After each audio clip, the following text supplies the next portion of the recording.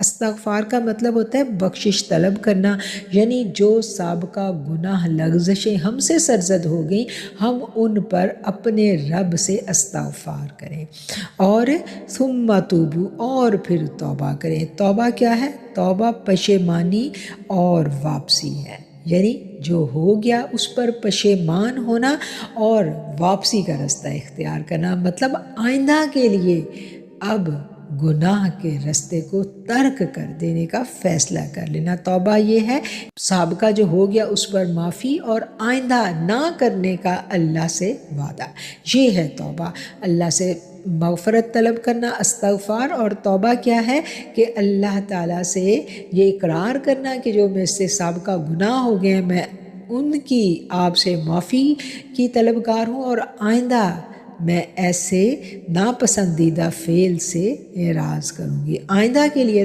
میں اب ایسا کچھ عمل نہیں کروں گی جو میرے رب کی ناراضگی کا اور نافرمانی کا باعث بنے۔ اب توبہ بھی کر لی، استغفار بھی کر لی، تو اس کے بعد میرا رب کہتا ہے کہ وہ تمہیں ضرور لطف اندوز کرے گا زندگی میں۔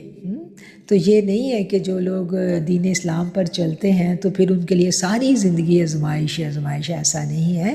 ایک مقررہ مدت تک اللہ تعالیٰ ان کو دنیا کی زندگی کے فائدے بھی دے گا، رزق میں برکت دے گا، آسانیاں، راحتیں، آسائشیں سب ان کو ملے گا۔ کل ذی فضل فضلا، ہر زیادہ نیکی کرنے والے کو اس کی نیکی کا بدلہ ملے گا۔